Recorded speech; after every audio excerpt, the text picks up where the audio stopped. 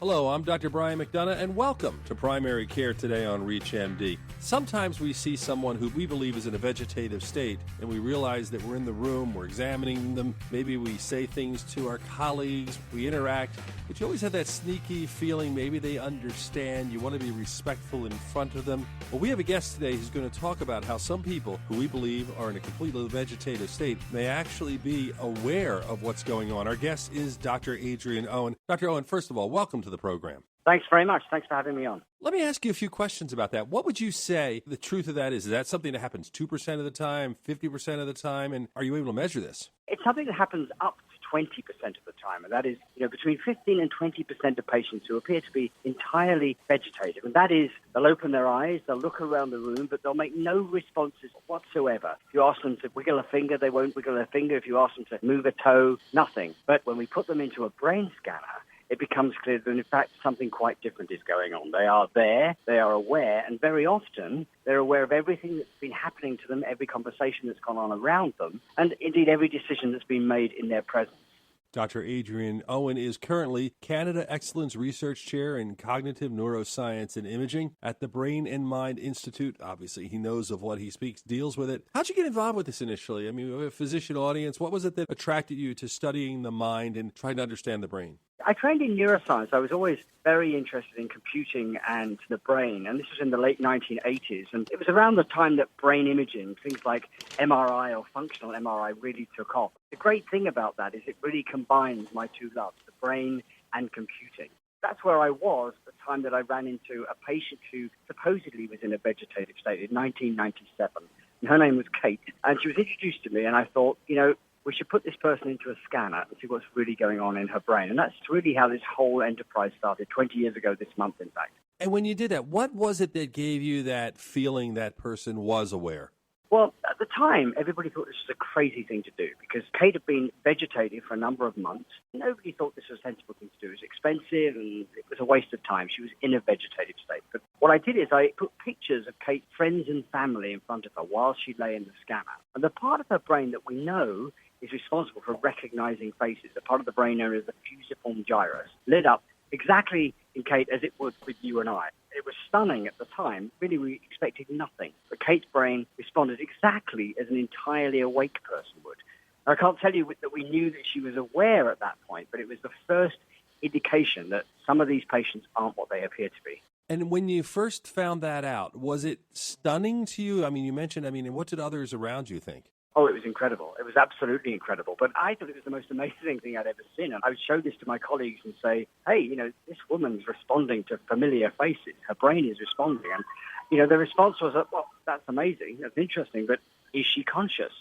And I then realized that, we couldn't really conclude that she was conscious just on that single result. And we had to go on and test more patients like Kate and work out how it was that we could establish that some of them truly are actually conscious, but none of these brain responses are automatic. I mean, you've done so many things in your career, and you mentioned the past 20 years. I mean, I could go on and on and on, but a lot of things you've done, you've also used the internet. Like, for instance, you actually were able to establish and try to get a wider scientific community to assess cognitive function using the internet and looking at proven tests of memory and attention and those things. Obviously, you are right in that sense that you understand computers, you understand technology, you love the brain, and you're kind of putting it all together. Yeah, what I really enjoy doing is applying technologies, particularly to novel situations. With the vegetative patients, it was a case of taking proven technology, fMRI, something that we know works, and applying it in a specific clinical situation. And, that worked, I think, spectacularly well. And we've gone on to be able to even communicate with some patients by getting them to change their brain activity in the fMRI scanner to indicate yes or no in response to questions. These are patients who physically don't make any responses at all. The work that you're referring to, the internet work, is something that I'm very passionate about. I love the idea that people could go on the internet and test their brains. You have a website, cambridgebrainsciences.com, where anybody can go and they can log their brain function. They can test their memory, they can test their concentration, they can test their problem-solving or reasoning abilities. It'll stay there forever. If they're ever unfortunate enough to have a brain injury, they can refer back to that and see how they performed before they had that brain injury. There's so many topics for a primary care audience like we have to talk about. One of the ones I wanted to talk about with you, Dr. Owen, is concussion, professional sports, college sports, high school sports, football, soccer, the others. We're learning so much more about the effects of concussion and some of the sad effects, and there are some things being done, but maybe not enough. What's your feeling about that? My feeling is that this is exactly the sort of thing that we need to apply technology that we have available to us to really understand what's going on. I've only moved into the concussion field relatively recently, but it's completely clear to me that, like many things, I don't want to be rude to anybody, but I would say the way that concussion is assessed is left in the dark ages. It's typically assessed using cognitive or neuropsychological tests that are between 30 and 50 years old now, administered often with a paper and pencil. And, we could do so much more. We have incredibly sophisticated tools that are available over the internet that can really tease apart very specific brain deficits. And this is not what is typically used to assess things like concussion. Again, I'm only moving into this field relatively recently, but I think what we need to do is to have much more widespread testing of brain function. And the only way to do that is to take advantage of the internet, because it's the only way to really do it effectively and to amass a huge database of data, which we can use to compare players who've sustained brain injuries and who may otherwise slip under the radar because the tools that are currently used are just not sufficiently sensitive to detect significant but relatively minor cognitive changes after brain injury. I'm Dr. Brian McDonough. You're listening to Primary Care Today on ReachMD. Our guest is Dr. Adrian Owen. We're talking about the brain. I was thinking about what you talked about, your story about that patient. It must have really turned the medical world on its ear as far as some of the ethical decisions that we make, whether someone is brain dead, whether they're with it, all those sorts of things. What kind of changes have you seen? I know I guess it was back in 2006, you did a paper. It was the New England Journal of Medicine where you looked at those issues. It's very interesting. And in that it was actually 2010, New England Journal of Medicine. And that was the first patient who was supposedly vegetative. He'd passed all of the agreed clinical criteria for vegetative state, yet we were able to communicate with him and ask him a series of questions that he was able to verify that he actually was in there, he was conscious, and he had been for 5 years. And you're absolutely right. It did cause a storm at the time. I don't think anybody questioned the data. There was no question that this guy was there and that he was aware. But as you say, it opened up a whole ethical can of worms. And we're only really starting to unpack that now. I get approached a lot by, legal cases, requests or legal petitions to withdraw nutrition and hydration from some of these patients. And I think we have to be very careful that we don't just leap in here and use this sort of technology. We haven't fully decided what we're going to do. I mean, people often say to me, well, if you can ask a question of a patient, why don't you ask them whether they want to live or die? And, I'm not afraid to think about that question, but I am afraid to ask it right now because in most civilized countries, we don't have an ethical framework in place for determining what we would do with the answer to that question. I think until we know what we would do, we need to be very careful how we proceed.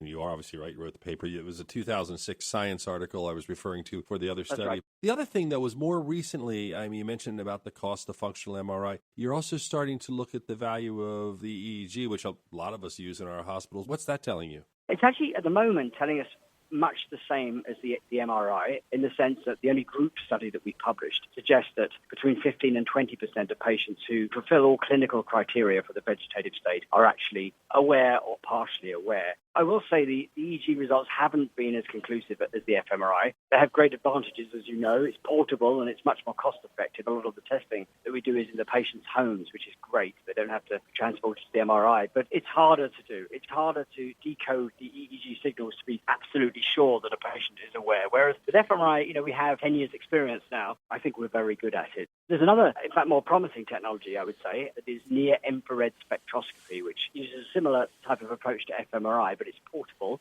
uses light to measure blood oxygenation. And we published a paper this year showing that it does just about as well as fMRI in determining whether somebody is aware or is conscious. It's much more portable and it's much more cost efficient, or it costs less than fMRI. I'm Dr. Brian McDonough. My guest, Dr. Adrian Owen. And, I like looking at the minds of people we have as our guests because our audience, again, have interest. Now, let me get this right. You are singing a band called Untidy Naked Dilemma? I do. I sing and play guitar in Untidy Naked Dilemma, yes. I guess you're using all your right side, left side, and every part of your brain, I guess, right? Exactly, and it's an amazing name, and we came up with the name again using technology. We used a band name generator because none of us could agree on what the right name for the band was. We put in the characteristics of the people that played in the band, and it suggested Untidy Naked Dilemma. There you go. There are all sorts of reasons for coming up with band names, so that's probably no different than the Rolling Stones or whatever else we have out there. What haven't I asked you that you want to talk about? Any things that you think are important that would be interesting for our audience? I'm really sort of passionate about people assessing their brains, and we've just launched what we're calling the world's largest sleep study. We did this 2 days ago. If anybody wants to take part, the URL is worldslargestsleepstudy.com. We had 44,000 people sign up in the first few hours, and this is really to look at the effects of sleep deprivation, because I'm really concerned about how little sleep people are getting and how much effect it's having on their ability to function the following day. So we're asking people to log their sleep and then do a few cognitive tests. They're great fun. They're set up like games, and people can test their brain. And not only will you get your results and find out how sleep is affecting you, we'll tell you how much sleep you personally should be getting and how you relate to everybody else in the population, which right now is 44,000 people. It's pretty interesting. It's the world's largest sleepstudy.com. That is fascinating, and people can take part. And how long will that be open? Obviously, this program we are recording today, it will air again, it'll be a podcast. How long are you going to leave that open for people? We will leave the study open forever, at least for as long as we can. It's not something we're just going to take down. Obviously, we'll stop collecting data at some point and put it all together and write an academic paper. But the study will be up, worldslargestsleepstudy.com, at least for the next couple of years. Another question that I have as we get to the end of the interview here is, we have primary care providers listening. What do you wish we would do, either through neurologic exam, through our physical exams, or our discussions with our patients, that from your perspective could benefit them as far as their mind, whether we're talking about dementia, aging, concussions, whatever? What's the big things we should be doing? It would make me very happy if the interaction between coalface clinical medicine and science is, a little bit closer together. I think, a lot of the time it takes a long time for scientific discoveries to sort of trickle down to clinical practice. You mentioned the 2006 paper. It's 10 years since we showed that some of these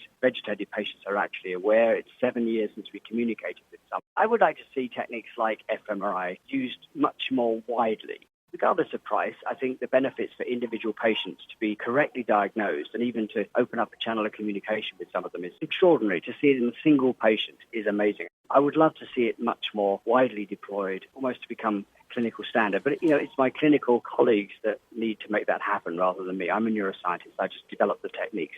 Dr. Adrian Owen, we've run out of time. I want to thank you for sharing your insights on primary care today on ReachMD. It really was a pleasure. I mean, this was such a fast-moving interview, but it's exciting work you're doing, and keep up the good work. Thanks very much. I really enjoyed it. Thanks a lot for calling.